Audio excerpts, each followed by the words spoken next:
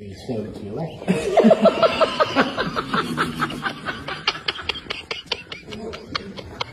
Hard for me because my grandma just passed. Part of my family. Part of my grandfather is facing charges now because he's... Thank you. Het juiste woord wat Rijken hier hanteert. Omdat dat was bij mij dus ook mijn eerste gewaarwording dat ik dacht dat kan niet. Dat mag dat.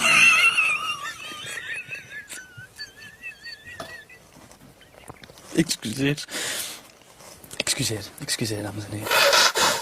Dus je probeert dan terug je toekomst.